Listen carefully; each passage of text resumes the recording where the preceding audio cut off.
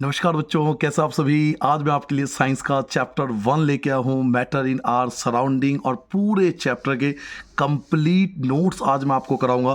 पहले तो उन सभी बच्चों का बहुत बहुत धन्यवाद जिन्होंने क्लास 10th के जो साइंस के नोट्स थे उनको इतना ज़्यादा सपोर्ट किया। और सही मायनों में आप देखिए तो उन्हीं सपोर्ट के कारण मुझे लगा कि मुझे 9th के जो नोट्स हैं वो भी अपलोड करने चाहिए, क्योंकि बच्चों की बहुत डिमांड आ रही थी। तो आज मैं आप चैप्टर 1 लेके आया हूँ। 1 by 1 आपको पूरा सिलेबस इस चैनल पर आपको कंप्लीट फ्री ऑफ कॉस्ट मिलेगा, कंप्लीट नोट्स मिलेगा जिसे आप कंप्लीटली याद कर सकते हो। मेरे वीडियो बनाने के 4 मेजर ऑब्जेक्टिव होते हैं जो मैं हर वीडियो में बताता हूँ। फर्स्ट, आपका 100% कंटेंट क्लियर देना। इसका मतलब है कि वीडियो पूरा देखने के बाद आपको किसी भी अदर गाइड, रिफ्रेशर, नोट्स, किसी चीज़ की नीड ही नहीं होगी। एक ही वीडियो में आपका सब कुछ कंटेंट क्लियर हो जाएगा। भले ही मेरे वीडियो थोड़े बड़े होते हैं, क्योंकि हम कंटेंट के साथ, सिलेबस के साथ कोई कॉम्प्रोमाइज़ नहीं करते। पूरा कंटेंट एक ही वीडियो में कवर करके देंगे। सेकेंड, आपका एक पॉइंट टू पॉइंट नोट तैयार हो जाएगा जो 9th लेवल पे तो बहुत ज़्यादा यूजफुल है ही। अगर आप में से कोई कंपटीशन लेवल के एग्जाम की तैयारी कर रहे हैं तो वहाँ भी ये नोट्स आपके बहुत ज़्यादा काम आएगा। थर्ड, हम पूरे चैप्टर को बहुत सिस्टमैटिक तौर पर, बहुत सिंपल लैंग्वेज में पढ़ने वाले हैं। इससे होगा क्या कि साइंस हमें रटने की आवश्यकता नहीं होगी, हम साइंस की खूबसूरती को समझ पाएंगे। और जब साइंस को समझ पाएंगे तो फर्क नहीं पड़ेगा कि हमारे पेपर में एमसीक्यू है, डिस्क्रिप्टिव है, केस स्टडी बेस्ड क्वेश्चन है, हम हर टाइप के क्वेश्चन का आंसर इजीली दे पाएंगे। एंड फोर्थ, मेरी पूरी कोशिश होगी कि नोट्स में सभी पॉइंटों को क्लियर करूं, ताकि जो आपके एनसीईआरटी एक्सरसाइज के क्वेश्चन होते हैं, इन टेक्स्ट के क्वेश्चन होते हैं, बीच में जो क्वेश्चन आपको दिए हुए हैं, यही आप देखोगे कि इन वीडियो में इन सभी क्वेश्चन का आंसर भी, ये जो क्वेश्चन आंसर होते हैं लास्ट में, इन सब का भी आपको आंसर लगभग इसी वीडियो में मिल जाएगा। तो चलिए बच्चों, सफर स्टार्ट करते हैं। Chapter 1, matter in our surrounding.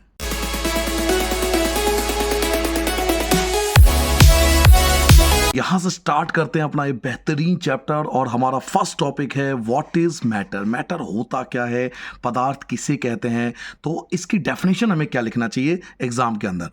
तो व्हाट इज मैटर, इसका आंसर होगा एवरीथिंग इज मैटर। सब कुछ मैटर है which has mass and volume, जिसके अंदर ये दो क्वालिटी पाई जाए, मास एंड वॉल्यूम। मास क्या होता है तो हम आगे पढ़ेंगे, चैप्टर जब आएगा आपका ग्रेविटेशन, तब मास के बारे में डिटेल से पढ़ेंगे।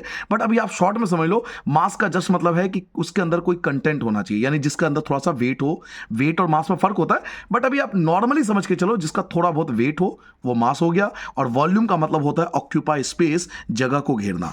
अर्थात अगर मैं सिंपल वर्ड में बोलूं तो सब कुछ मैटर है जिसके पास मास हो, यानी थोड़ा बहुत उसका वेट हो, और वो स्पेस को ऑक्यूपाई करती हो, जगह को लेती हो। चाहे आप इस मार्कर को ले लो, चाहे इस पेज को ले लो, चाहे मोबाइल के ले लो, चाहे लैपटॉप ले लो, एवरीथिंग जो अपने आसपास आपको दिखाई देता है वो सब कुछ मैटर है। क्योंकि आप ध्यान से देखो, एक पेन के अंदर, पेन का कुछ ना कुछ मास होता है, और पेन जगह तो घेरती है।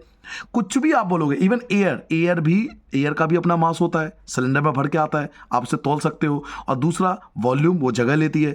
तो वो सब कुछ दुनिया में, वो सब कुछ इस यूनिवर्स में, सब कुछ जिसका मास हो और जिसके अंदर वॉल्यूम हो, ये दो क्वालिटी जिसके अंदर पाया जाएगा उसको हम बोलेंगे मैटर। मैंने एग्जांपल दिए है, जैसे वाटर हो गया, एयर हो गया, ग्लास हो गया, ये सब कुछ मैटर के अंदर आता है। इन सबको पदार्थ कहते हैं, क्योंकि ये सभी स्पेस को ऑक्यूपाई करते हैं और इन सब में मास पाया जाता है। What is not a matter, अब क्या चीज मैटर नहीं है, क्योंकि हम बार बार बोले सब कुछ मैटर है, जिसके अंदर मास एंड वॉल्यूम है वो सब कुछ मैटर है। तो ऐसा क्या है जो मैटर नहीं है, क्योंकि एग्जांपल में ना एमसीक्यू में पूछ लेते हैं कि which of the following not a matter, इनमें से कौन सा मैटर नहीं है। तो लव, किसी से प्यार करना, मैं अपने बच्चे से प्यार करता हूं तो ये मैटर नहीं है। किसी से नफरत करना, अपनी फीलिंग्स, अपनी इमोशंस, स्मेल, तो यहां जहां पर फीलिंग आ जाती है ना, जहां पर इमोशंस आ जाते हैं, वो मैटर नहीं होते, क्योंकि वो ना तो जगह घेरेंगे और ना उसका कोई मास होता है। तो जहां पे लव हो, हेट हो, फीलिंग्स हो, इमोशंस हो, ये सब चीजें मैटर नहीं होती।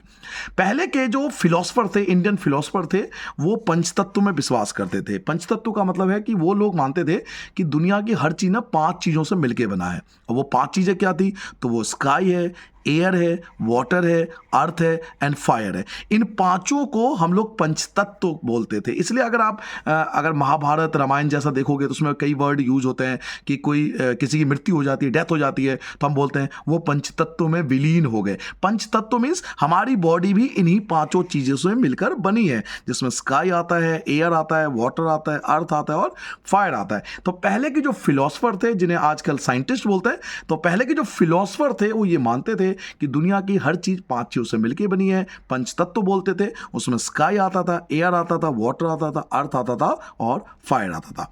बट आजकल के जो मॉडर्न साइंटिस्ट है वो ऐसा नहीं मानती। तो matter is made up by, matter किससे बना हुआ है? जो पदार्थ है, चाहे हम मार्कर की बात करें, पेज की बात करें, बुक की बात करें, पेन की बात करें, ये किस चीज से बना है?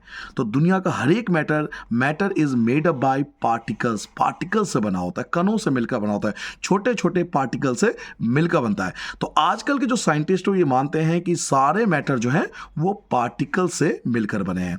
चाहे हम सॉलिड की बात करें तो सॉलिड के पार्टिकल जो होते हैं बहुत आपस में क्लोजली पैक्ड होते हैं, आपस में बहुत पास पास होते हैं। वहीं लिक्विड की बात करें, पानी वगैरह, दूध की बात करें, तो उनके जो पार्टिकल्स होते हैं थोड़े दूर दूर होते हैं।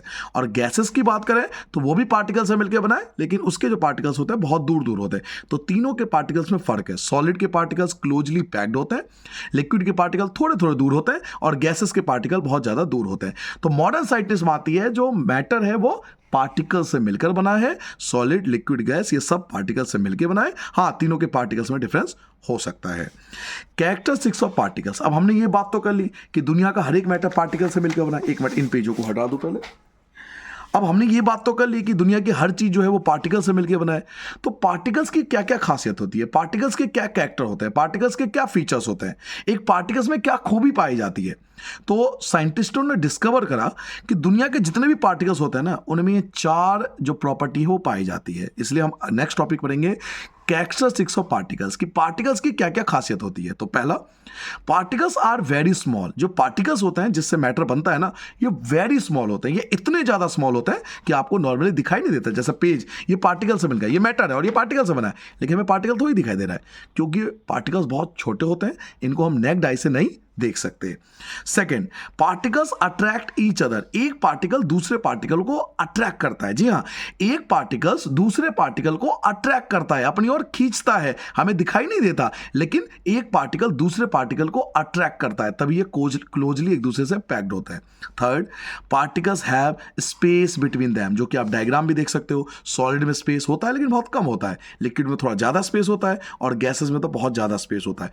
तो पार्टिकल्स के बीच में स्पेस होता है, जगह होती है। इन कणों के बीच में थोड़ा थोड़ा जगह होता है, इन पार्टिकल्स के बीच में थोड़ी थोड़ी स्पेस होती है।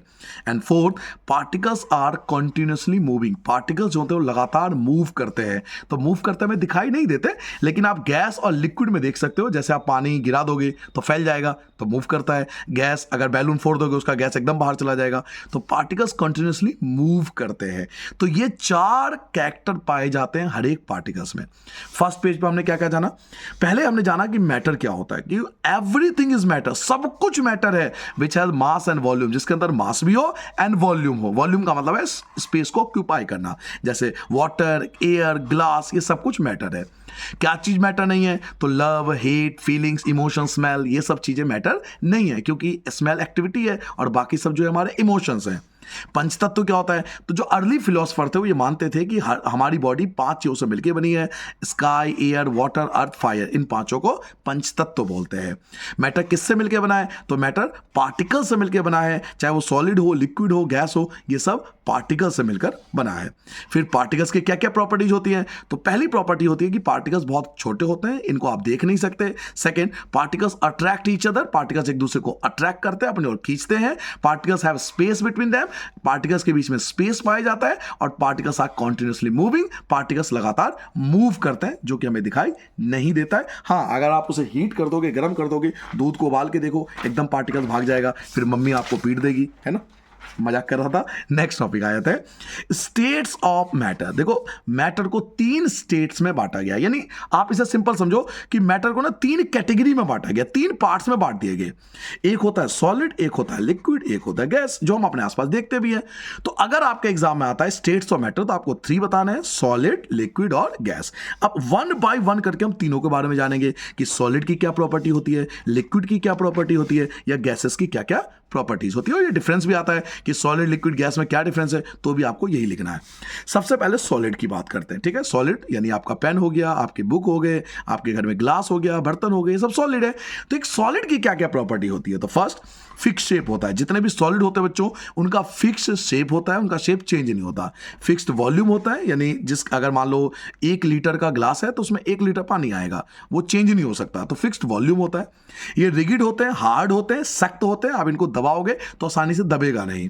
लीस्ट स्पेस बिटवीन पार्टिकल, जो मैंने आपको पिछले वाले पेज पे बताया था कि पार्टिकल के बीच में स्पेस जो होता है वो सबसे कम होता है। Least space between particle, particle के बीच में स्पेस सबसे कम होता है। एग्जांपल आप कुछ भी लिख सकते हो, मैंने 2-3 एग्जांपल दिया, बाकी आप कुछ भी लिख दो। स्टोन पत्थर हो गए, पेन हो गया, फैन हो गया, पंखा हो गया, स्टिक हो गए, डंडे हो गए, तो ये सब सॉलिड है। बाकी आप अपनी तरफ से भी कोई और एग्जांपल ले सकते हो। चौक हो गया, ब्लैक बोर्ड हो गया, ब्रिक्स हो गए, ईंट हो गया, कुछ भी आप एग्जांपल ले सकते हो, सॉलिड का कोई भी एग्जांपल दे सकते हो। तो यहां पर हमने वो पॉइंट लिए जो बहुत आसानी से याद हो जाए, सिंपल तरीके से याद हो जाए। उन पॉइंट्स को बहुत सिंपल तरीके से लिखा गया है ताकि वो याद करने में आसानी हो। तो सॉलिड की क्या क्या प्रॉपर्टी होती है? तो फिक्स शेप होता है, फिक्स्ड वॉल्यूम होता है, रिगिड होते हैं या हार्ड होते हैं, least space between particles, particle के बीच में लीस्ट स्पेस होता है, कम जगह होती है। और एग्जांपल तो आप कुछ भी ले सकते हो, 2-3। लिक्विड की बात करते हैं, पानी की बात करें, दूध की बात करें, कोल्ड ड्रिंक की बात करें, तो जितने भी लिक्विड होते हैं उनका नो फिक्स शेप नहीं होता।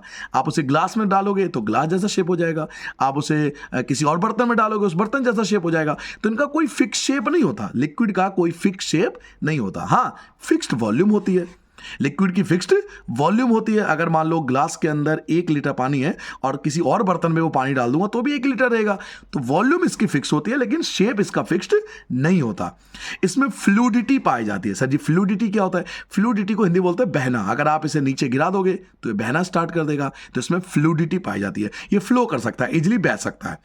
स्पेस बिटवीन पार्टिकल, जैसा आप देख सकते हो, पीछे वाले पेज में बताया था कि इनके पार्टिकल्स के बीच में स्पेस होती है, जगह होती है, खाली स्थान होती है, तभी तो इजीली हम पानी के अंदर तैर पाते हैं, क्योंकि इसमें स्पेस होती है। और ये आपके एनसीईआरटी बुक में क्वेश्चन भी है कि जो एक स्विमर होता है, तैराक होता है, वो पानी में क्यों तैर पाता है? क्योंकि इसके बीच में स्पेस होता है। लिक्विड के पार्टिकल के बीच में स्पेस होता है, हम आसानी से तैर सकते हैं। सॉलिड में तो नहीं तैर सकते क्योंकि स्पेस नहीं होता, लिक्विड में तैर सकते हैं क्योंकि इसमें स्पेस होता है।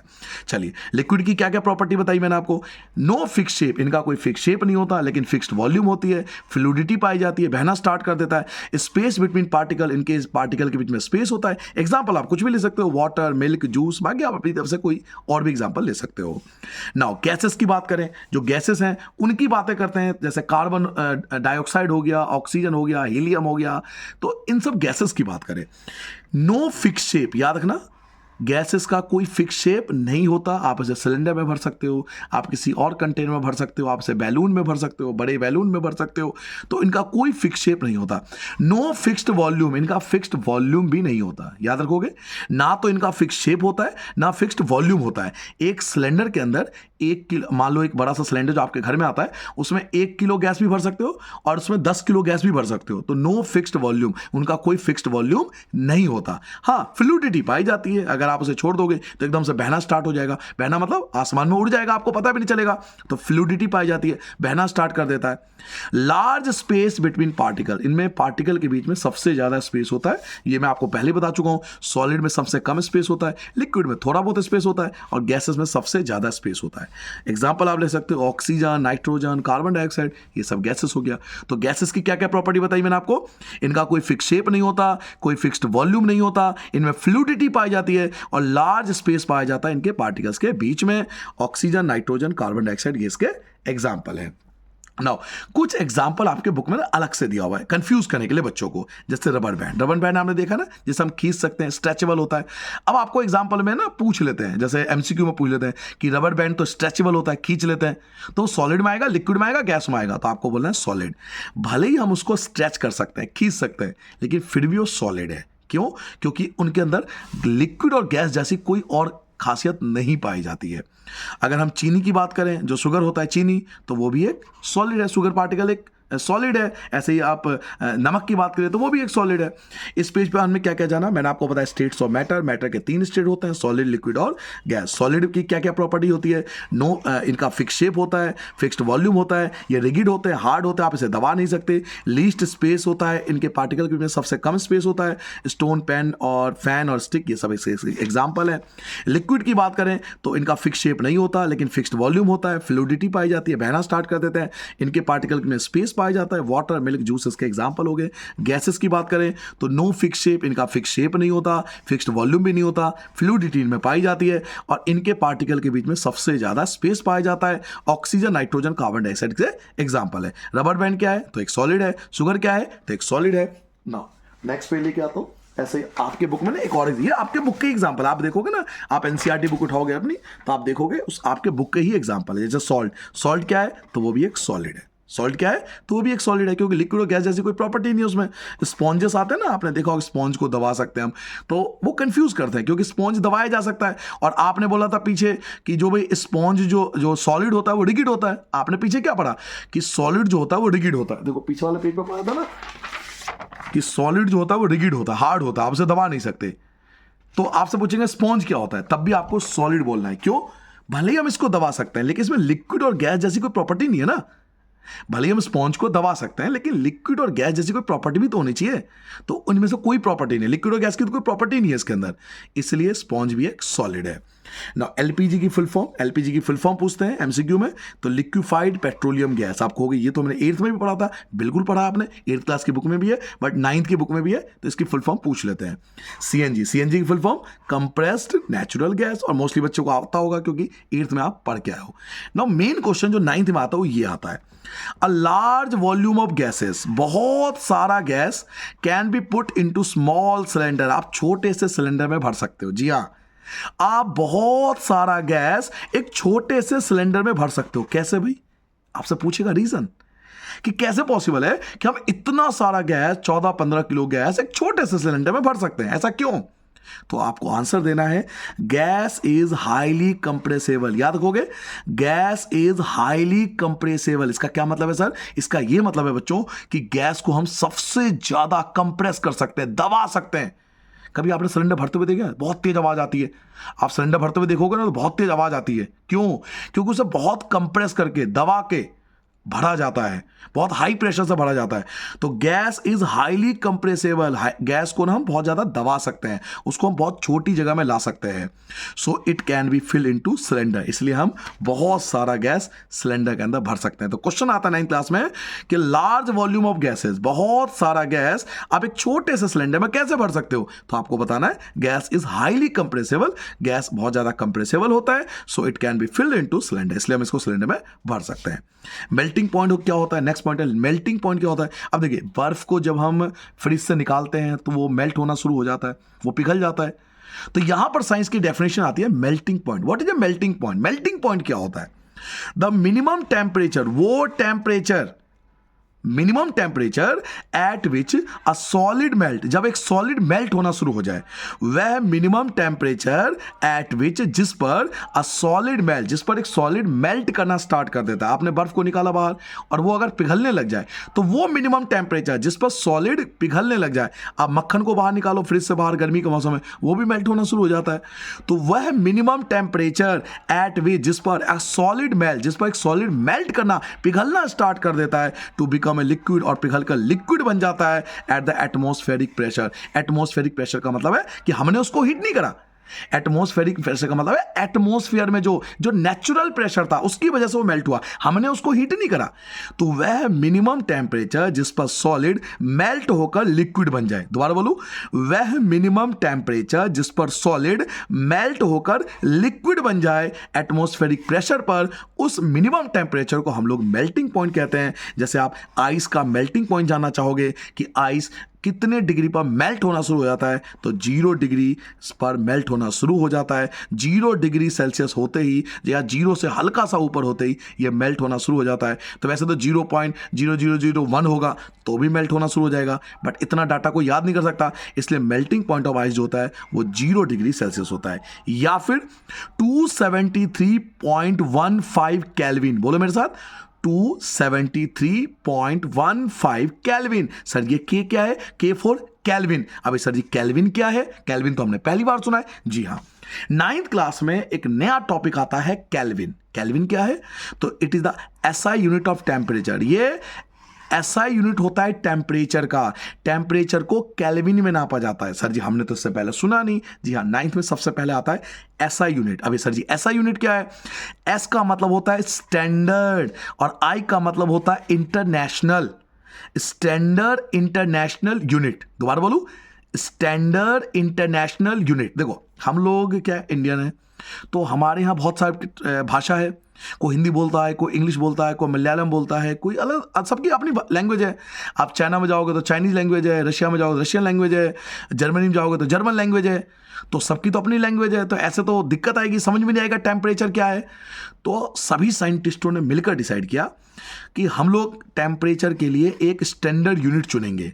ऐसा यूनिट कि हम इंडिया में रहें तो भी हम उसको वही बोलें, हम चाइनीज़ लैंग्वेज में भी वही बोलें, हम जर्मन लैंग्वेज में भी बोलें। तो इसके लिए हमने एक ऐसा यूनिट चुना, यानी स्टैंडर्ड इंटरनेशनल यूनिट चुना।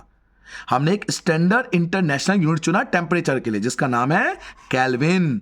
तो टेम्परेचर को केल्विन में नापा जाता है। आप इंडिया में हो तो डिग्री सेल्सियस बोलते हो, आप यूरोप में हो तो फ़ारेनहाइट बोलते हो। वहां के लोग फ़ारेनहाइट यूज करते हैं, एफ फॉर फ़ारेनहाइट। जब आप डॉक्टर के पास जाते हो ना, आपको बोलता है कि आपको 101 बुखार है। आपने पता क्या 101 का मतलब क्या है? 101 फ़ारेनहाइट। वो फ़ारेनहाइट बोल रहे हैं। क्यों बोल रहे हैं फ़ारेनहाइट? क्योंकि जो बुखार वगैरह के लिए जो इन्होंने डिवाइस बनाए हैं वो सब यूरोप में बने हैं, और यूरोप में टेम्परेचर फ़ारेनहाइट में नापते हैं। इसलिए आप डॉक्टर के पास जाते हो, वो बोलते हैं आपको 102 के बुखार है। 102 मतलब क्या है? 102 फ़ारेनहाइट। तो बॉडी का टेम्परेचर फ़ारेनहाइट में नापते हैं, क्योंकि वो यूरोप में बना था सबसे पहले। जो थर्मामीटर वगैरह यूरोप से स्टार्ट हुआ था, तो वो लोग फ़ारेनहाइट में नापते हैं। हम लोग इंडिया में जो एशियन कंट्री है वो डिग्री सेल्सियस में नापते हैं। तो ऐसे तो दिक्कत हो जाती है। तो हमने एक ऐसा यूनिट चुना जो पूरे वर्ल्ड में एक ही नाम से जाना जाए, उसके लिए हमने केल्विन चुना। तो वापस मुद्दे पे आते हैं, melting point of ice. Ice का मेल्टिंग पॉइंट क्या होता है? तो आइस का मेल्टिंग पॉइंट होता है 0 डिग्री सेल्सियस, या हम बोल सकते हैं 273.16 केल्विन। अभी केल्विन क्या है? तो ये ऐसा यूनिट होता है टेम्परेचर का, स्टैंडर्ड इंटरनेशनल यूनिट होता है टेम्परेचर का, kelvin. Latent heat of fusion. अब ये लेटेंट हीट ऑफ फ्यूजन क्या है? लेटेंट, पहले फर्स्ट चैप्टर में ना मोस्टली आपको ऐसे टॉपिक मिलेंगे जिसमें आपको ना पहले समझाया जा रहा है कि फिजिक्स जो है, जो केमिस्ट्री है, फिजिक्स है, बायोलॉजी है, उसमें हमें आगे जाके क्या पढ़ना है। तो इसमें अधिकतर डेफिनेशन ही है फर्स्ट चैप्टर में। Latent heat of fusion. अब ये लेटेंट हीट ऑफ फ्यूजन क्या है समझिए। मेरे पास ना 1 किलो बर्फ है, ठीक है, मैं एग्जाम्पल देकर समझाता हूं। मेरे पास 1 किलो बर्फ है और मैंने उस 1 किलो बर्फ को बाहर निकाल के छोड़ दिया गर्मी में, तो क्या होगा? धीरे धीरे मेल्ट हो जाएगा। मेल्ट हो जाएगा ना। तो अपने आप थोड़ी मेल्ट हुआ। क्यों मेल्ट हुआ? क्योंकि उसको हीट लगी, गर्मी लगी, गर्मी के कारण मेल्ट हुआ। अब आप चले जाओ कश्मीर, चले जाओ जहां बर्फबारी होती है, वहां 1 किलो सॉलिड को आप बाहर निकाल के दो, कुछ नहीं होगा, वो मेल्ट तो नहीं होगा, क्योंकि वहां पे हीट नहीं है। तो 1 किलो सॉलिड को मेल्ट होने के लिए, 1 किलो सॉलिड मेल्ट हो गया दिल्ली में, मैं दिल्ली में रहता हूं, मैं दिल्ली की बात करूंगा। 1 किलो सॉलिड मेल्ट हो गया, पिघल गया। तो 1 किलो सॉलिड जब मेल्ट हुआ तो अपने आप थोड़ी मेल्ट हुआ, उसके लिए कोई टेम्परेचर लगा होगा, कोई हीट लगा होगा, तापमान लगा होगा, कुछ गर्मी लगी होगी। तो 1 किलो सॉलिड को मेल्ट होने में जितना टेम्परेचर लगता है ना, उसी को साइंस में लेटेंट हीट ऑफ फ्यूजन कहते हैं। क्या कहते हैं? Latent heat of fusion. अब डेफिनेशन समझो। द अमाउंट ऑफ हीट, यानी उतना हीट, अमाउंट ऑफ हीट, कितनी हीट की जरूरत पड़ी, required to change 1 kg solid into liquid. 1 kilo solid को, 1 kg सॉलिड को लिक्विड में बदलने के लिए, 1 kg सॉलिड को लिक्विड में बदलने के लिए, 1 kg सॉलिड को लिक्विड में बदलने के लिए कितनी हीट की जरूरत पड़ी? That is called latent heat of fusion at atmospheric pressure. ये क्यों हर बार लिखते हैं? क्योंकि हमें हीट नहीं करना, वो अपने आप ही मेल्ट होना चाहिए। हमको हीट नहीं करना, हमको उसको गर्मी नहीं देनी, अपने आप एटमॉस्फेरिक प्रेशर का मतलब है नेचुरली वो मेल्ट होना चाहिए। तो जब 1 किलो सॉलिड मेल्ट हो जाएगा, तो 1 किलो सॉलिड को मेल्ट होने के लिए जितनी अमाउंट ऑफ हीट की आवश्यकता होती है, उसको बोलते हैं latent heat of fusion. The amount of heat required to change 1 kg solid into liquid. 1 kilo solid को लिक्विड में कन्वर्ट करने के लिए जितनी हमें अमाउंट ऑफ हीट जो जरूरत होती है, that is called latent heat of fusion. इस पेज पे हमने क्या जाना कि सॉल्ट एक सॉलिड है, स्पॉन्ज एक सॉलिड है, एलपीजी की full form liquefied petroleum gas, CNG की full form compressed natural gas. एक लार्ज वॉल्यूम ऑफ गैस को हम छोटे से सिलेंडर में भर पाते हैं, क्यों? क्योंकि गैस जो होती है वो हाईली कंप्रेसिबल होता है। मेल्टिंग पॉइंट क्या होता है? तो वह मिनिमम टेम्परेचर जिस पर सॉलिड मेल्ट हो जाए और लिक्विड बन जाए, उस मिनिमम टेम्परेचर को हम लोग मेल्टिंग पॉइंट बोलते हैं। आइस का मेल्टिंग पॉइंट है 0 डिग्री सेल्सियस या 273.15 केल्विन। केल्विन क्या है? तो ये ऐसा यूनिट होता है टेम्परेचर का, जिसको हम केल्विन बोलते हैं। लेटेंट हीट ऑफ फ्यूजन का मतलब होता है वह अमाउंट ऑफ हीट, यानी उतनी हीट जो रिक्वायर्ड होती है 1 kg सॉलिड को लिक्विड में कन्वर्ट करने के लिए एटमॉस्फेरिक प्रेशर पर, उसको लेटेंट हीट ऑफ फ्यूजन के नाम से जाना जाता है। नाउ नेक्स्ट पॉइंट लाते हैं, मैं इसको डायग्राम से भी समझाता हूं। ये जो आपने अभी पढ़ा लेटेंट हीट ऑफ फ्यूजन, आप इसको डायग्राम से ऐसे भी याद कर सकते हो। ये जो अभी आपने पढ़ा लेटेंट हीट ऑफ फ्यूजन, इसको आप डायग्राम से भी याद कर सकते हो कि 1 kg सॉलिड को लिक्विड में कन्वर्ट करने के लिए, 1 kg सॉलिड को लिक्विड में कन्वर्ट होने के लिए जितनी हीट की नीड होती है, that is called latent heat of fusion. अब मेल्टिंग पॉइंट पढ़ लिया, अब बॉइलिंग पॉइंट नहीं पढ़ेंगे तो बुरा मान जाएंगे भाई। बॉइलिंग पॉइंट भी मेल्टिंग पॉइंट पढ़ा तो बॉइलिंग पॉइंट भी जानना पड़ेगा भाई। पानी बॉईल होता है, दूध आपका बॉईल हो जाता है किसी एक टेम्परेचर के बाद। ये थोड़ी कि आपने दूध डाला और बॉईल करना शुरू हो गया, ऐसा होता तो कितना मजा होता है। दूध कभी किसी का बाहर नहीं आता बर्तन से। अच्छा, ऑफ द टॉपिक बात करता हूँ। दूध की बड़ी खासियत है, आप वहाँ खड़े रहोगे वो उबलेगा नहीं, और जैसे आप किचन से ध्यान हटाओगे तो वो उबल जाएगा तुरंत ही, और वो बाहर आएगा, फिर मम्मी की डांट पड़ती है। बचपन में मेरे साथ ऐसा बहुत बार हुआ है। चलिए अब बॉइलिंग पॉइंट की बात करते हैं। बॉइलिंग पॉइंट क्या होता है, टॉपिक पे आते हैं। वह मिनिमम टेम्परेचर, बिल्कुल जैसे आपने मेल्टिंग पॉइंट करा वैसे आप बॉइलिंग पॉइंट याद कर सकते हो। वह मिनिमम टेम्परेचर एट विच, जिस पर एक लिक्विड बॉयल करना शुरू कर देता है और गैस बन जाता है। वह मिनिमम टेम्परेचर जिस पर अ लिक्विड बॉयल, एक लिक्विड बॉयल होता है और बिकम अ गैस, और गैस बन जाता है एट द एटमॉस्फेरिक प्रेशर। अच्छा, एटमॉस्फेरिक प्रेशर हमें बॉयल नहीं करना, एटमॉस्फेरिक प्रेशर पे बॉयल होना चाहिए। क्या मतलब है कि आप 1 किलो, आप एक काम को लिक्विड लो, एक बाल्टी में पानी भरो, एक बर्तन में पानी भरो और जाके छत पे रख दो, तो धीरे धीरे अपने आप गैस बन जाएगा ना। आपने तो हीट नहीं करा ना, उसे बोलते हैं एटमॉस्फेरिक प्रेशर, अपने आप नेचुरली होना चाहिए। तो वह मिनिमम टेम्परेचर जिस पर लिक्विड बॉयल होकर गैस बन जाए, the minimum temperature at which a liquid boil to become a gas. वह मिनिमम टेम्परेचर जिस पर लिक्विड बॉयल होकर गैस बन जाए, उस मिनिमम टेम्परेचर को हम लोग बॉइलिंग पॉइंट के नाम से जानते हैं। तो बॉइलिंग पॉइंट क्या है वाटर का? वाटर का बॉइलिंग पॉइंट क्या होता है? तो 100 डिग्री सेल्सियस। जी हाँ, 100 डिग्री सेल्सियस पर पानी बॉईल करना स्टार्ट कर देता है। तो what is the boiling point of water? That is 100 degree Celsius, या केल्विन में बताऊं तो 373 केल्विन। 373 केल्विन। तो 100 डिग्री भी याद रखना, 373 भी याद रखना। एमसीक्यू में ये भी पूछ लेते हो, ये भी पूछ लेते हैं। नेक्स्ट टॉपिक आता है latent heat of evaporization. Latent heat of evaporization क्या होता है? तो आप डायग्राम से भी समझ सकते हो, डायग्राम से भी आपको क्लियर हो जाएगा, फिर मैं आपको ये समझाऊंगा। 1 kg लिक्विड को गैस में बदलने के लिए, भाई आपके पास 1 किलो लिक्विड है, मान लीजिए 1 किलो पानी है, आपके पास 1 kg लिक्विड है, 1 किलो पानी है, और आपने उसे जाके छत पे रख दिया, धीरे धीरे वो गैस बन जाएगा, इवेपोरेट हो जाएगा पूरे दिन। तो अपने आप थोड़ी इवेपोरेट हो जाएगा भाई, उसको हीट चाहिए ना, गर्मी चाहिए, तभी तो इवेपोरेट हुआ। तो 1 किलो लिक्विड को गैस में बदलने के लिए जितनी हीट की आवश्यकता होती है, जितनी गर्मी की जरूरत पड़ती है, that is called latent heat of evaporization. इसको साइंस में लेटेंट हीट ऑफ इवेपोराइजेशन बोलता है। अभी हमने क्या पढ़ा था? पीछे हमने पढ़ा था लेटेंट हीट ऑफ, ये पढ़ा था ना हमने, latent heat of fusion. Latent heat of fusion में क्या था कि 1 किलो सॉलिड को लिक्विड में बदलने के लिए जितनी हीट होती, जरूरत होती है, नीड होती है, उसको लेटेंट हीट ऑफ फ्यूजन बोलते हैं। अब है लेटेंट हीट ऑफ इवेपोराइजेशन। तो आप डायग्राम से खुद भी आंसर बना सकते हो, क्या कि 1 kg लिक्विड को गैस में कन्वर्ट होने के लिए जितनी हीट की नीड होती है, that is called latent heat of evaporization. देखिए, the amount of heat required, उतनी हीट जितनी रिक्वायर्ड है टू चेंज, क्या चेंज करने के लिए? 1 kg liquid into gas, 1 kilo liquid को गैस में कन्वर्ट होने के लिए जितनी हमें हीट की नीड होती है एटमॉस्फेरिक प्रेशर पर, that is called latent heat of evaporization. Kelvin to Celsius, ये देखिए बहुत ज्यादा एग्जाम में आता है और मैं आपको एग्जांपल देके समझाऊंगा। आपको केल्विन बोलेगा, केल्विन में देगा, जैसे मैं आपसे एक चीज बता चुका हूं, केल्विन ऐसा यूनिट होता है टेम्परेचर का। लेकिन जो आप बात करेंगे एशियन कंट्री की, जिसमें इंडिया आता है, वहां पे सेल्सियस यूज होता है। लेकिन हमें केल्विन यूज करना है क्योंकि दुनिया तो केल्विन यूज करी है, तो हमें भी मजबूरी में केल्विन यूज करना पड़ेगा। तो पेपर में क्या आता है, केल्विन दे देगा, उसे बोलेगा सेल्सियस में कन्वर्ट करो, या सेल्सियस में दे देगा, उसे बोलेगा केल्विन में कन्वर्ट करो। मैं सिंपल ये बताता हूं कि मैंने आपको दे दिया 100 डिग्री सेल्सियस, क्या दे दिया 100 डिग्री सेल्सियस, और आपको बोला केल्विन में कन्वर्ट करो, तो आपको डिग्री सेल्सियस दे देगा और बोलेगा केल्विन में कन्वर्ट करो। मैं एक मिनट पेन ले लेता हूं आपको समझाने के लिए, मैं पेन का यूज करता हूं, एक मिनट रुक जाइए।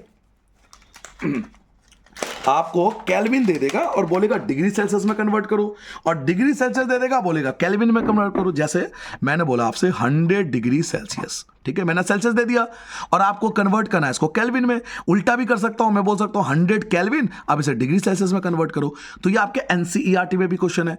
तो ये मैंने फॉर्मूले लिखे हैं जो आपके बुक के ही हैं, उसके बाद मैं आपको इसके बहुत सारे एग्जाम्पल कराने वाला हूं। देखो, जब केल्विन का फॉर्मूला होता है, केल्विन का फॉर्मूला होता है डिग्री सेल्सियस प्लस 273। पहले केल्विन का फॉर्मूला याद करो, केल्विन का फॉर्मूला होता है डिग्री सेल्सियस प्लस 273, यानी जब केल्विन निकालना होता है तो डिग्री सेल्सियस में 273 प्लस करते हैं, और डिग्री सेल्सियस का फॉर्मूला होता है केल्विन माइनस 273।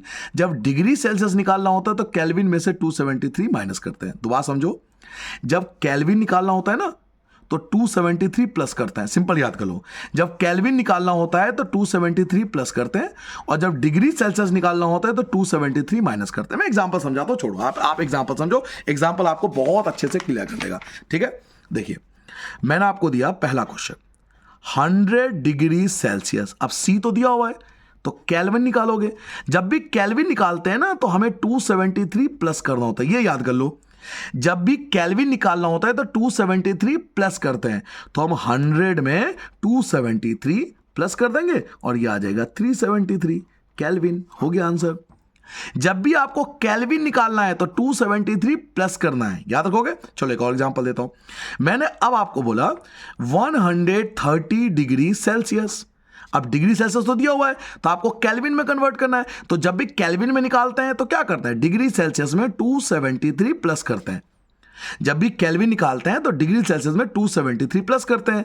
तो 130 में आपको 273 प्लस कर देना है, तो 0 और 3 3 बन जाएगा, 7 और 3 10 0, और ये 403 है ना, इतना ही बनेगा, देख लेना। तो ये आ गया केल्विन, सही में आ गया। एक और एग्जांपल दूं, चलिए एक और एग्जांपल देता हूं। मैंने आपको बोला 500 केल्विन, लो जी 500 केल्विन, और मुझे कन्वर्ट करना है डिग्री सेल्सियस में। अब जब डिग्री सेल्सियस निकालोगे ना, डिग्री सेल्सियस, तो केल्विन में से 273 माइनस करना है। जब डिग्री सेल्सियस निकालते हैं तो माइनस करते हैं, जब केल्विन निकालते हैं तो प्लस करते हैं। इस चीज को याद कर लो बस। केल्विन निकालने के लिए प्लस करते हैं, केल्विन निकालने के लिए प्लस करते हैं, केल्विन निकालने के लिए प्लस करते हैं, केल्विन निकालने के लिए प्लस करते हैं, डिग्री सेल्सियस के लिए माइनस करते हैं, डिग्री सेल्सियस के लिए माइनस करते हैं, डिग्री सेल्सियस के लिए माइनस करते हैं। तो 500 में से 273 माइनस कर देंगे, माइनस कर लोगे ना।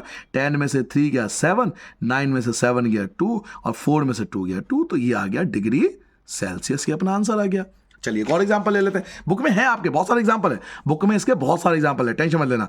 मैंने ले लिया 673, लो 673 केल्विन ले लिया। अब आप सोचो, जल्दी बताओ, 673 केल्विन क्या निकालूंगा, डिग्री सेल्सियस। डिग्री सेल्सियस के लिए, डिग्री सेल्सियस के लिए माइनस करते हैं, वेरी गुड। डिग्री सेल्सियस के लिए माइनस करते हैं, डिग्री सेल्सियस के लिए माइनस करते हैं, डिग्री सेल्सियस के लिए माइनस करते हैं। तो केल्विन में से 273 माइनस कर देंगे, यानी 673 में से 273 माइनस कर देंगे, आपका आ जाएगा 400 डिग्री सेल्सियस। याद कर लोगे। क्या आपको एग्जांपल समझ में आ गया, क्लियर है। केल्विन, अब लास्ट में समरी समझ लो, ये समरी समझ लो, इस टॉपिक का समरी खत्म हो जाएगा, ये टॉपिक आपका कंप्लीट हो जाएगा। केल्विन निकालने के लिए प्लस करते हैं, वेरी गुड। केल्विन निकालने के लिए प्लस करते हैं, डिग्री सेल्सियस निकालने के लिए माइनस करते हैं, एक्सीलेंट। केल्विन डिग्री सेल्सियस निकालने के लिए माइनस करते हैं, याद कर लोगे, ये चीज याद कर लोगे। केल्विन निकालने के लिए प्लस करते हैं, डिग्री सेल्सियस निकालने के लिए माइनस करते हैं। आगे बढ़ जाए। नाउ अगला टॉपिक आता है ड्राई आइस। ड्राई आइस क्या होता है, सूखा बर्फ, हिंदी बोलते हैं सूखा बर्फ। ड्राई आइस क्या होता है, शुष्क बर्फ क्या होता है। तो कार्बन डाइऑक्साइड को ड्राई आइस कहते हैं। पहला मोस्टली तो यही पूछता है एमसीक्यू में कि व्हाट इज ड्राई आइस, तो कार्बन डाइऑक्साइड। बाई चांस अगर पूछ ले कि भाई why carbon dioxide is called dry ice, है ना, बाई चांस पूछ लेते हैं कि कार्बन डाइऑक्साइड को ड्राई आइस क्यों कहते हैं, तो solid CO2 is called dry ice. क्यों कहते हैं ड्राई आइस, रीजन समझो। ड्राई आइस क्यों कहते हैं? Solid carbon dioxide is called as dry ice. Solid carbon dioxide को ड्राई आइस कहते हैं बिकॉज, क्योंकि इट डज नॉट मेल्ट, ये मेल्ट नहीं होता। सॉलिड कार्बन डाइऑक्साइड जो होता है ना वो पिघलता नहीं है, पानी नहीं बनेगा, ये लिक्विड नहीं बनेगा। व्हेन हीटेड, जब आप हीट करोगे ना ये लिक्विड नहीं बनेगा, it change directly into gas, ये डायरेक्ट गैस बन जाएगा। जी हाँ, सुनिए मेरी बात, मैं आपको ना थोड़ा आउट ऑफ द सिलेबस ही बता देता हूं। अगर आप कार्बन डाइऑक्साइड को ना, मेरी बात याद कर लेना, अगर आप कार्बन डाइऑक्साइड को हाई प्रेशर और लो टेम अगर आप कार्बन डाइऑक्साइड को हाई प्रेशर और हाई टेम्परेचर दोनों पे रखोगे ना तो ये डायरेक्ट बर्फ बन जाएगा, आइस बन जाएगा। अब कार्बन डाइऑक्साइड को जब हाई प्रेशर और हाई टेम्परेचर पर रखोगे ना तो ये डायरेक्ट आइस बन जाएगा। और जब आप इसे हीट करोगे तो ये डायरेक्ट गैस में कन्वर्ट हो जाएगा। तो कहने का मतलब है कार्बन डाइऑक्साइड से बर्फ बन रहा है, कार्बन डाइऑक्साइड डायरेक्ट बर्फ बन रहा है, और जब उस बर्फ को हम कहते हैं हीट करते हैं तो वापस गैस बन रहा है। तो कार्बन डाइऑक्साइड को ही ड्राई आइस के नाम से जाना जाता है, क्योंकि जब इसको हीट किया जाता है तो ये मेल्ट नहीं होता, लिक्विड में कन्वर्ट नहीं होता, ये डायरेक्ट गैस में कन्वर्ट हो जाता है। Now 3 states of matter, inter conversion का मतलब अब हम ये पढ़ेंगे कि सॉलिड को लिक्विड में कन्वर्ट करते हैं तो उसे क्या बोलते हैं, लिक्विड को सॉलिड में कन्वर्ट करते हैं तो उसको क्या बोलते हैं, लिक्विड को गैस में कन्वर्ट करते हैं तो क्या बोलते हैं, गैस को सॉलिड में कन्वर्ट करते हैं तो क्या बोलते हैं, वगैरह वगैरह, ये हम पढ़ने वाले हैं। ठीक है, तो इस पेज पे हमने क्या जाना, मैंने आपको बताया बॉइलिंग पॉइंट क्या होता है, द मिनिमम टेम्परेचर, वो minimum temperature at which a liquid boil, एक लिक्विड बॉयल करता है और वो गैस बन जाता है एटमॉस्फेरिक प्रेशर पर। What is the boiling point of water, 100 degree Celsius, 373 Kelvin. Latent heat of evaporation क्या होता है, जब 1 किलो सॉलिड को गैस में कन्वर्ट करने के लिए जितनी हीट चाहिए उसे लेटेंट हीट ऑफ इवेपोराइजेशन कहते हैं। केल्विन निकालने के लिए 273 प्लस करते हैं, डिग्री सेल्सियस निकालने के लिए 273 माइनस करते हैं। ड्राई आइस क्या होता है, ड्राई आइस कार्बन डाइऑक्साइड होता है, क्योंकि कार्बन डाइऑक्साइड को जब हाई प्रेशर पर रखा जाता है तो वो आइस बन जाता है, और जब इसे हीट करते हैं तो वापस गैस बन जाता है। 3 स्टेट ऑफ मैटर या इंटर कन्वर्जन, इसमें हम क्या पढ़ने वाले हैं, तो इसमें ये डायग्राम पढ़ने वाले हैं जो आपके बुक में भी है, आप चाहो तो अपने बुक में देख सकते हो, ये वाला डायग्राम जो सबसे ऊपर है, तो यही पढ़ने वाले हैं। तो ये आपको डेफिनेशन याद करनी है, सुनिए। जब लिक्विड सॉलिड बन जाए, जब लिक्विड क्या बन जाए, सॉलिड, आपने बर्फ को जमा दिया, लिक्विड क्या बन गया, सॉलिड, भैया सॉरी पानी को जमा दिया, मैं क्या बोल रहा हूं, बर्फ को जमा दिया, सॉरी बच्चों। जब आपने लिक्विड को जमा दिया, पानी को जमा दिया, तो उसको बोलते हैं सॉलिडिफिकेशन। क्या बोलते हैं, solidification. When liquid convert into solid, अगर लिक्विड कन्वर्ट हो जाए सॉलिड में तो डेट इज कॉल्ड सॉलिडिफिकेशन। और बर्फ को बाहर निकाल लो तो लिक्विड बन जाएगा। तो जब सॉलिड लिक्विड में कन्वर्ट हो जाए उसे बोलते हैं फ्यूजन। क्या बोलते हैं, fusion. when solid convert into liquid, this is called fusion. When liquid convert into solid, this is called solidification. चलिए अगला देखते हैं। अगर आपने गैस को कन्वर्ट कर लिक्विड को कन्वर्ट कर दिया गैस में, लिक्विड को कन्वर्ट कर दिया गैस में, यानी पानी को बॉईल कर दिया, पानी को उबाल दोगे तो गैस में कन्वर्ट हो जाएगा। अगर लिक्विड गैस में कन्वर्ट हो गया तो दैट इज कॉल्ड वेपराइजेशन। क्या बोलते हैं, vaporization. When liquid convert into gas, this is called vaporization. Gas को भी लिक्विड बना सकते हो, जैसे आपके घर में एलपीजी आता ना, क्या बोलते हो आप उसे, लिक्विफाइड पेट्रोलियम गैस। ध्यान से सुनो, लिक्विफाइड पेट्रोलियम गैस, यानी गैस को लिक्विफाइड किया जाता है। हम गैस को लिक्विड बना सकते हैं। गैस को क्या बना सकते हैं, लिक्विड। या पानी उबल रहा है, आप उसको ढक दो, पानी उबल रहा है ना आपका, आप उसे ढक दो, आपका गैस देखना लिक्विड में कन्वर्ट हो जाएगा, बर्तन के नीचे बहुत सारा पानी मिलेगा आपको। तो जब गैस लिक्विड में कन्वर्ट होता है, दिस इज कॉल्ड कंडेंसेशन। चलिए आगे बढ़ते हैं। जब सॉलिड गैस बन जाए, जब सॉलिड क्या बन जाए, गैस, जैसे कपूर जो पूजा वगैरह में यूज करते हैं हम लोग, सॉलिड होता है, आप उसे जला देते हो, गैस बन जाता है, तो that is called sublimation. When solid convert into gas, this is called sublimation. और जब गैस कन्वर्ट हो जाए सॉलिड में, जैसे अभी कार्बन डाइऑक्साइड था, कार्बन डाइऑक्साइड क्या था, गैस था, और आपने उसको सॉलिड बना दिया, ड्राई गैस बना दिया, तो डेट इज कॉल्ड डिपोजिशन। तो ये आपको 6 डेफिनेशन यहां से याद करना है, और इसके लिए रटने की जरूरत नहीं है, आपको ये डायग्राम बिल्कुल दिमाग में बिठा लेना है। मैं आपको एक एक करके बताता हूं. When liquid convert into solid, this is called solidification. When solid convert into liquid, this is called fusion. When liquid convert into gases, this is called vaporization. When gases convert into liquid, this is called condensation. When solid convert into gas, this is called sublimation. When gas convert into solid, this is called deposition. तो ये MCQ में आपसे mostly पूछेंगे या 1 marks में पूछ लेते हैं कि भाई ये इसमें कन्वर्ट होगा तो क्या होगा, ये इसमें कन्वर्ट होगा तो उसे क्या बोलेंगे, ये इसमें कन्वर्ट होगा तो क्या बोलेंगे, वगैरह वगैरह. ठीक है. नाउ नेक्स्ट टॉपिक आता है इवेपोराइजेशन. ये इवेपोराइजेशन क्या कॉन्सेप्ट है? देखो कपड़े धोती है मम्मी, कपड़े धोते हैं ना हम लोग, कपड़े धोते हैं उसे धूप में रख देते हैं और कपड़े धीरे धीरे सूख जाते हैं. क्यों? क्योंकि आप बोलोगे कि भाई उस पर सनराइज पड़ा, उस पर हीट पड़ा, गर्मी पड़ी और वो इवेपोरेट हो गया. तो इसी को हम साइंस में इवेपोराइजेशन बोलते हैं. When liquid change into gas, जो कपड़े का जो लिक्विड था वो गैस में कन्वर्ट हो गया. When liquid change into gas below it's boiling point, boiling point के नीचे, हमने उसको बॉइल नहीं करा, हमने कपड़े को थोड़ी उबाला है भाई जो वो एकदम सूख गया. अपने आप बिलो बॉइलिंग पॉइंट का मतलब है नेचुरली सूखा है. तो when liquid change into gas, जब लिक्विड गैस में कन्वर्ट हो जाए below boiling point 100 degree Celsius से कम टेम्परेचर पर, तो this is called evaporization. Factor affecting evaporization. देखो इवेपोराइजेशन को 4 चीजें इफेक्ट करती है. इवेपोराइजेशन समझ आ गया कि लिक्विड कन्वर्ट हो जाएगा गैस में तो उसको बोलेंगे इवेपोराइजेशन. अब 4 चीजें जो है इवेपोराइजेशन को इफेक्ट करती है. Factors affecting evaporization, there are 4 things which affecting the evaporization. Evaporization को बच्चों 4 चीजें इफेक्ट करती है. सबसे पहले टेम्परेचर, सबसे पहले टेम्परेचर, ये बेटा टेम्परेचर है, टेम्परेचर ठीक कर लेना, स्पेलिंग ठीक कर लेना, टेम्परेचर है. मोर टेम्परेचर कॉज मोर इवेपोराइजेशन. जितना ज्यादा टेम्परेचर होगा उतना ज्यादा इवेपोराइजेशन होगा. जितना ज्यादा गर्मी होगी उतना जल्दी कपड़े सूखेंगे. तो टेम्परेचर, मोर टेम्परेचर, ज्यादा टेम्परेचर ज्यादा इवेपोराइजेशन. दूसरा होता है विंड यानी हवा. मोर विंड कॉज मोर इवेपोराइजेशन. जितनी ज्यादा तेज हवा चलेगी उतना ज्यादा इवेपोराइजेशन होगा. देखते हो ना मम्मी क्या करती है, कभी कभार रस्सी घर में ही लगा देती है, पंखा चला देती है ना. तो मोर विंड, जितना ज्यादा विंड होगा उतना ज्यादा इवेपोराइजेशन होगा. सरफेस एरिया, कपड़े को हम क्या करते हैं, फैलाते हैं. फैलाते क्यों है? क्योंकि मोर सरफेस एरिया हो जाता है. मोर सरफेस एरिया कॉज मोर इवेपोराइजेशन. जितना ज्यादा आप उसे फैलाओगे वो जल्दी सूखेगा, मोर इवेपोराइजेशन होगा. ह्यूमिडिटी, ह्यूमिडिटी होता है आर्द्रता. ह्यूमिडिटी का मतलब होता है कि जो एयर है ना, एयर जो एयर है उसमें वाटर के पार्टिकल्स पाए जाते हैं.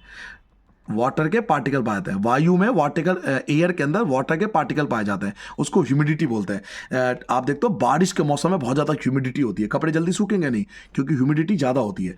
तो मोर ह्यूमिडिटी, जितना ज़्यादा ह्यूमिडिटी होगा ना कॉज लेस इवेपोराइजेशन, उतना कम इवेपोराइजेशन होगा.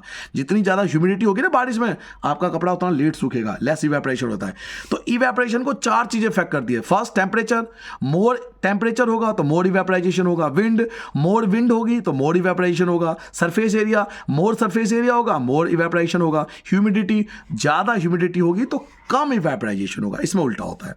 Y evaporization cause cooling. अच्छा इवेपोरेशन कूलिंग करता है. आपको कूलिंग कैसे करता है, मैं बहुत अच्छे एग्जांपल, बेहतरीन एग्जांपल आपके बुक में दिया हुआ है. इवेपोराइजेशन की वजह से कूलिंग होती है. इसका मैं छोटा सा एग्जांपल देता हूं. गर्मी के मौसम में आप नहाकर जैसे ही बाहर निकलते हो ना बाथरूम से, जैसे ही आप गर्मी में नहा के बाहर निकलते हो ना एकदम ठंडा ठंडा महसूस होगा. क्यों? क्योंकि हमारी बॉडी इवेपोरेशन करती है जिसकी वजह से हमें कूलिंग महसूस होता है. इवेपोरेशन की वजह से कूलिंग होती है. एक चीज तो बिल्कुल ये रट लो, याद कर लो, इवेपोराइजेशन की वजह से कूलिंग होती है. जहां भी इवेपोराइजेशन होगा आपको कूलिंग महसूस होगा. आपके पसीने सूखेंगे आपको कूलिंग महसूस होगा. मटके का पानी आपको ठंडा महसूस होगा. आप एसीटोन या जो नेल पॉलिश रिमूवर होते हैं ना, नेल पॉलिश रिमूवर अगर आप डालोगे आपको ठंडा महसूस होगा. तो इवेपोराइजेशन की वजह से कूलिंग होती है. अब हम पढ़ने वाले कैसे. Why evaporation cause cooling. हमें यह तो पता लग गया कि इवेपोरेशन की वजह से कूलिंग होती है, लेकिन कैसे, वाई, क्यों. तो डूरिंग इवेपोराइजेशन, जब इवेपोरेशन होता है ना, जब पानी सूखता है तो पार्टिकल्स ऑफ द लिक्विड, जो लिक्विड के पार्टिकल्स होते हैं वो गेन एनर्जी, वो एनर्जी गेन करता है फ्रॉम द सराउंडिंग, अपने आसपास की एनर्जी को खींच लेता है to overcome the force of attraction, ताकि उसका फोर्स ऑफ अट्रैक्शन कम हो जाए. अब मैं आपको सिंपल समझाता हूं. देखिए सिंपल वर्डों में आप समझिए. ये लिक्विड के पार्टिकल है, ठीक है, ये लिक्विड के क्या है, पार्टिकल्स है। तो जब इसका इवेपोराइजेशन होगा ना, जब ये बाहर निकलेगा, इवेपोराइजेशन होगा, तो ये अपने आसपास की एनर्जी को एब्जॉर्ब करता है, अपने आसपास की ठंडक को खींच लेता है। तो जैसे इवेपोरेशन होगा ये आसपास की कूलिंग को, आसपास की ठंडक को अपनी ओर अट्रैक्ट करता है।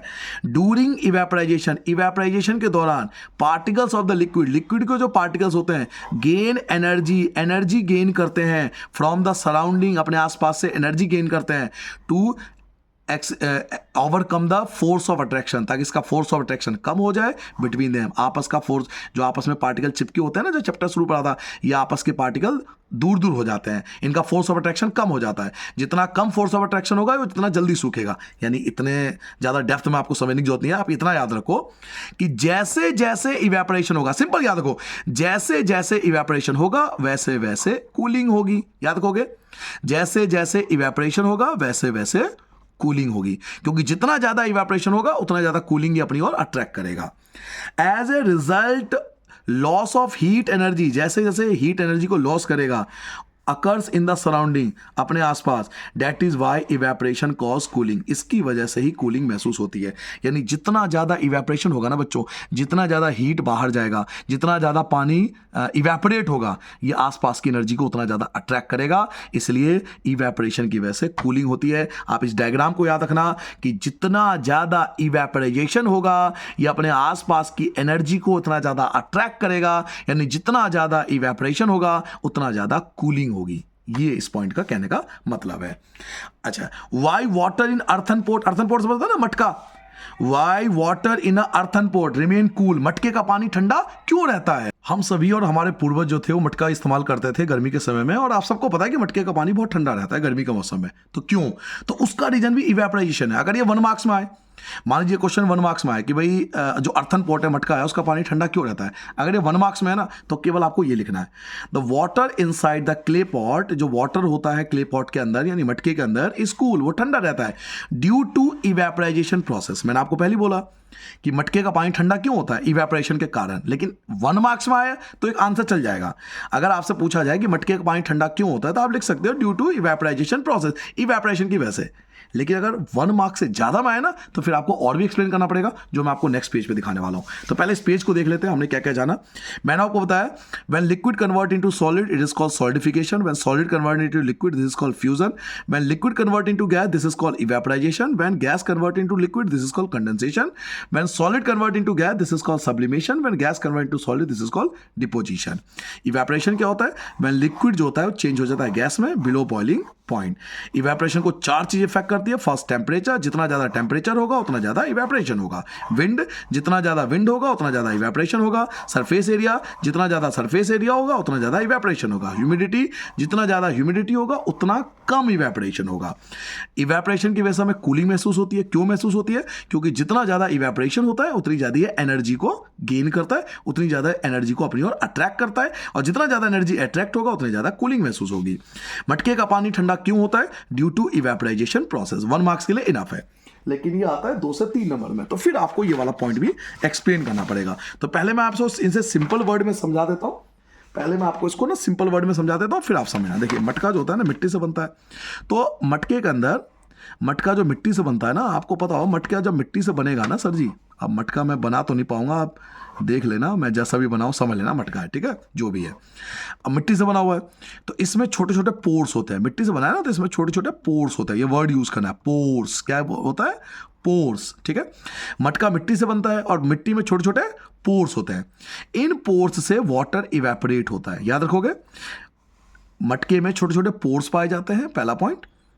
इन पोर्स से वाटर इवेपोरेट होता है, और जितना ज्यादा वाटर इवेपोरेट होगा उतना ज्यादा कूलिंग होगी। यही तो हमने पढ़ा था कि जितना ज्यादा इवेपोरेशन होगा उतनी ज्यादा कूलिंग होगी।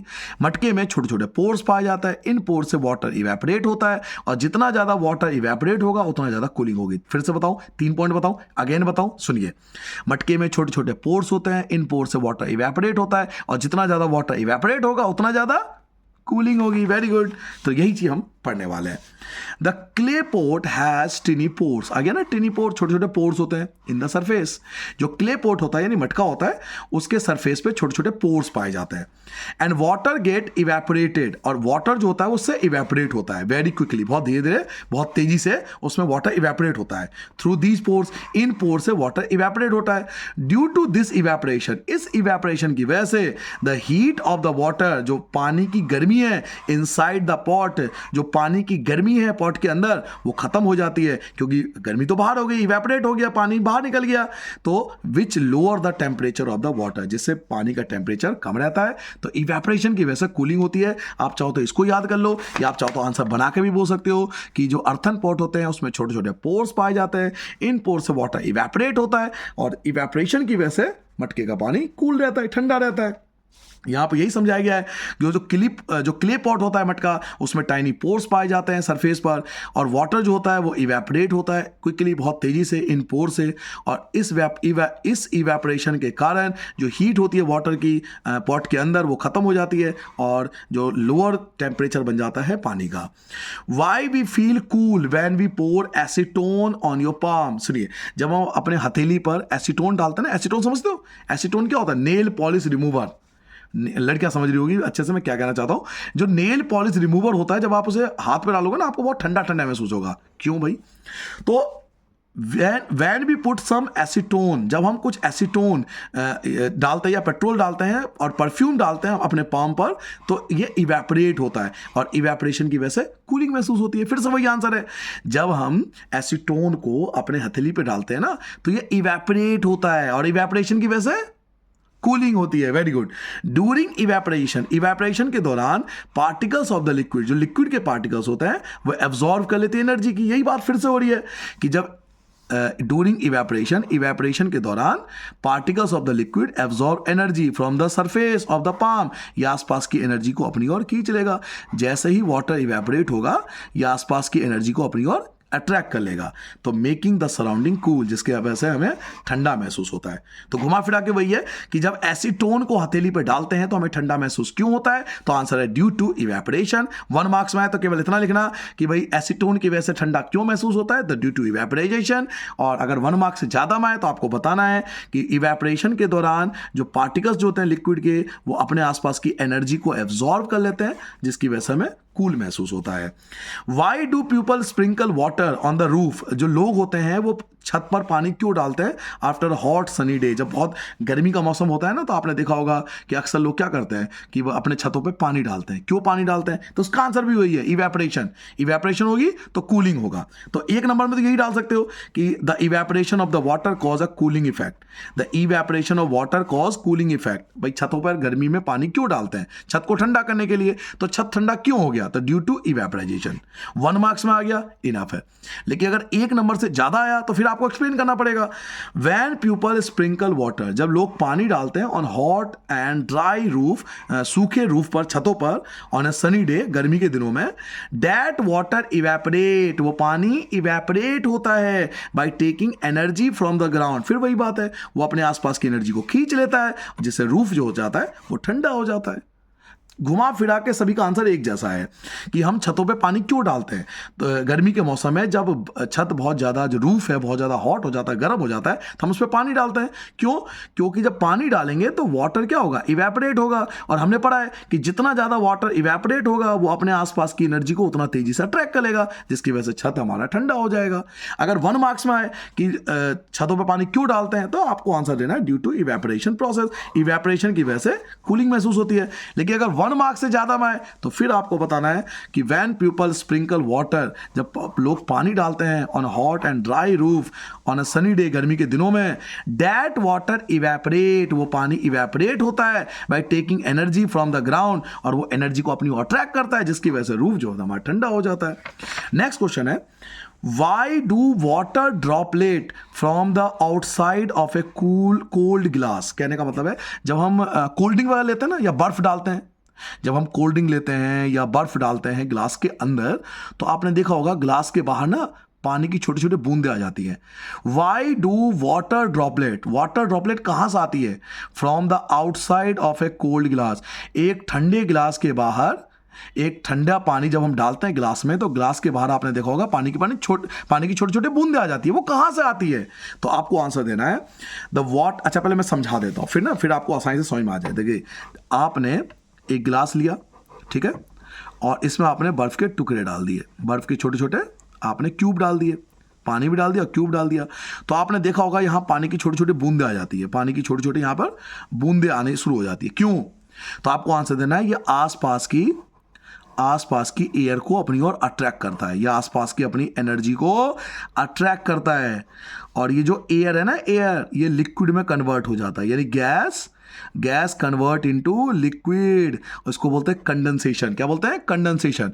तो ये जब हम ग्लास के अंदर बर्फ डालते हैं तो ये अपने आसपास के गैस को, ह्यूमिडिटी को, या वाटर वेपर, कुछ भी लिख सकते हो आप, अपनी ओर अट्रैक्ट करता है, जिससे वैसे वो लिक्विड में कन्वर्ट हो जाता है, यानी गैस लिक्विफाइड हो जाता है। और जब गैस लिक्विड में कन्वर्ट हो जाता है तो दैट इज कॉल्ड कंडेंसेशन। तो कंडेंसेशन के कारण हमें ग्लास के बाहर छोटी छोटी बूंदें दिखाई देती है। तो यही आंसर होगा। The water vapour present in air में जो प्रेजेंट है, यानी ह्यूमिडिटी, अभी आपने ऊपर पढ़ा था, वो है वाटर वेपर जो प्रेजेंट होता है एयर में।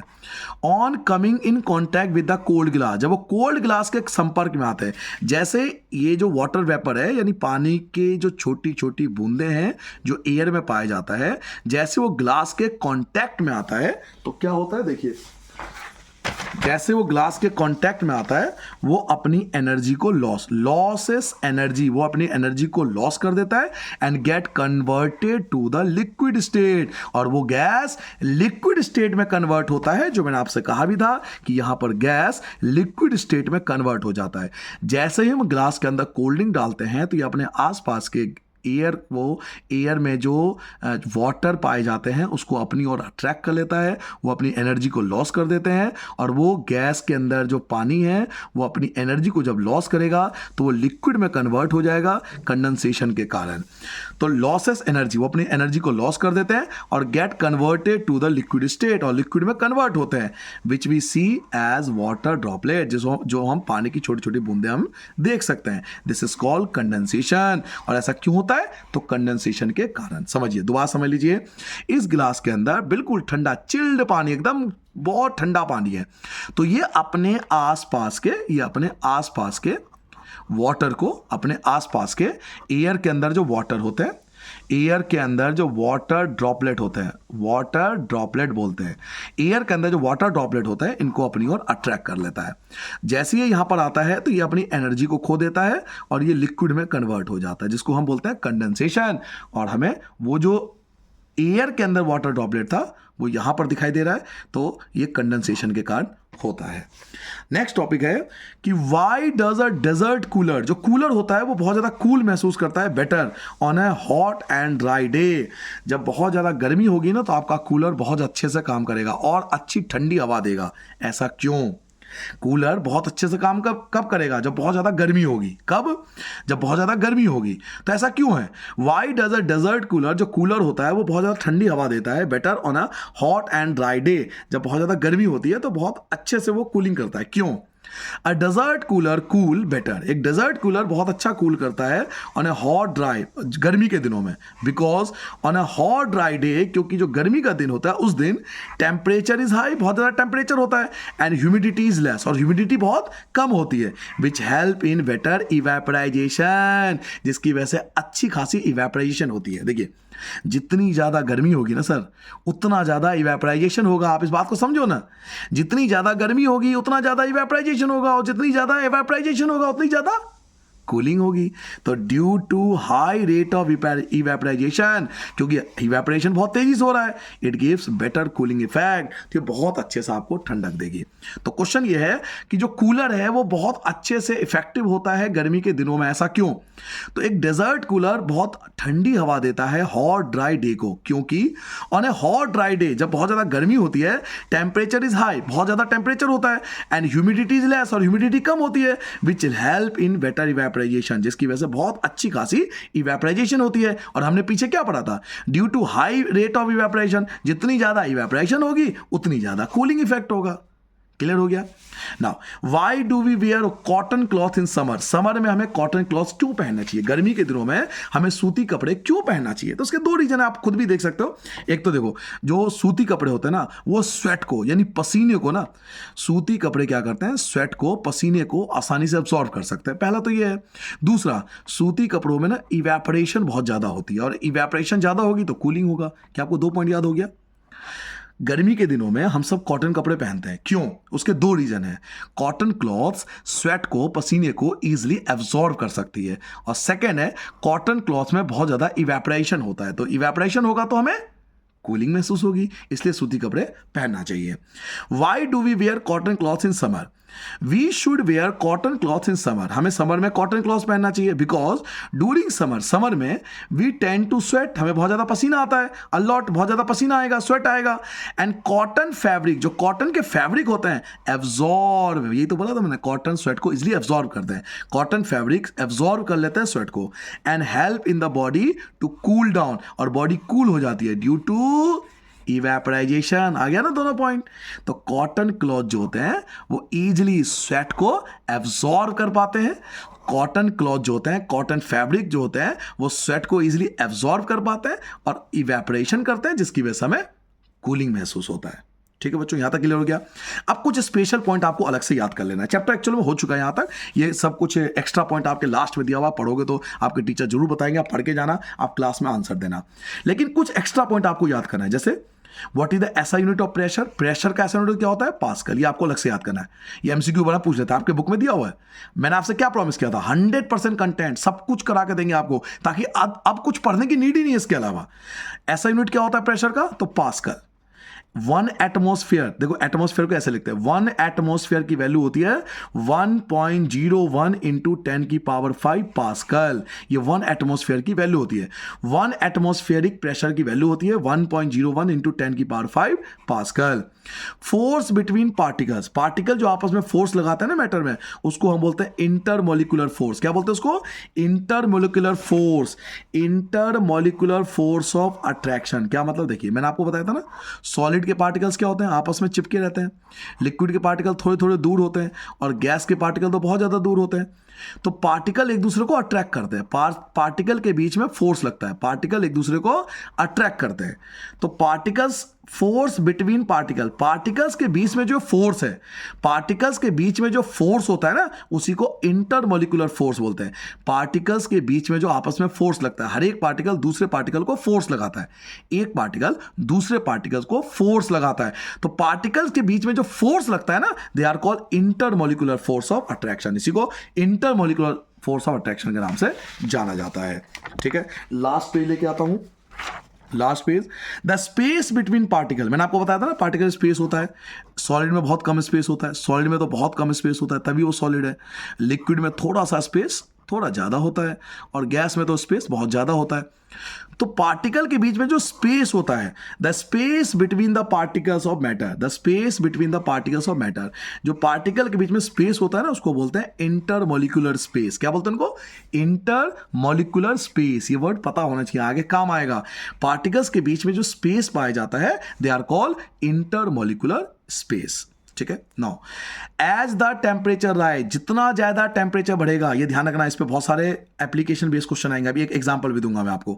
एज द टेम्परेचर राइज, जितना ज्यादा टेम्परेचर राइज होगा ना, बढ़ेगा ना, तापमान बढ़ेगा, पार्टिकल्स मूव फास्टर, उतना तेजी से पार्टिकल मूव करता है, बिकॉज काइनेटिक एनर्जी, क्योंकि जो काइनेटिक एनर्जी होता है, जो हम आगे पढ़ेंगे भी, काइनेटिक एनर्जी मतलब पार्टिकल बहुत तेजी से मूव करेगा, उसको काइनेटिक एनर्जी बोलते हैं। एज द टेम्परेचर राइज, जितना ज्यादा टेम्परेचर बढ़ेगा ना, पार्टिकल्स मूव फास्टर, उतना तेजी से पार्टिकल आगे भागता है, बिकॉज, क्योंकि काइनेटिक एनर्जी जो होती है ना पार्टिकल्स की, वो इंक्रीज हो जाता है विद इंक्रीज इन टेम्परेचर। जैसे आप टेम्परेचर को बढ़ा दोगे, उसका काइनेटिक एनर्जी बढ़ जाएगा। सुनिए, जितना ज्यादा टेम्परेचर होगा, मेरी बात सुनना, जितना ज्यादा टेम्परेचर होगा उतना ज्यादा काइनेटिक एनर्जी होती है। टेम्परेचर बढ़ने से काइनेटिक एनर्जी बढ़ जाती है, पहले आप ये याद कर लो, टेम्परेचर बढ़ने से काइनेटिक एनर्जी बढ़ जाती है, पहले याद हो गया, टेम्परेचर बढ़ने से काइनेटिक एनर्जी बढ़ जाती है। तो सर इससे क्या होगा, इससे ये होगा कि पार्टिकल तेजी से मूव करेगा, पार्टिकल तेजी से मूव करेगा। आपको एग्जांपल दो, चलो मैं एग्जांपल देता हूं। आपने दूध को उबालना है, तो जब दूध को आपने उबालने के लिए बर्तन में दिया था तब उसका टेम्परेचर कम था, तो वो शांति से बर्तन के अंदर था। लेकिन जैसे ही उसका टेम्परेचर बहुत ज़्यादा हो जाता है वो क्या करता है, भागने लगता है। जैसे ही टेम्परेचर उसका बढ़ गया, उसकी काइनेटिक एनर्जी बढ़ गई, काइनेटिक एनर्जी बढ़ गई तो पार्टिकल भागना स्टार्ट, बर्तन के बाहर एकदम। फिर मम्मी आपको पता है क्या बोलूं मैं, तो टेम्परेचर बढ़ने से काइनेटिक एनर्जी बढ़ता है और पार्टिकल तेजी से मूव करता है। एक और एग्जांपल देता हूं, जो ठंडा है ना, ठंडा खाना मतलब फूड ठंडा हो चुका है तो उसका जो ओडोर है, सुगंध है, वो आप तक नहीं पहुंचेगी। लेकिन जब मम्मी गरम गरम खाना बना रही होती है ना, तो दूर से ही पता लग जाता है आज क्या बना रही मम्मी। क्यों? क्योंकि टेम्परेचर ज़्यादा है, गर्म खाने का टेम्परेचर ज़्यादा है।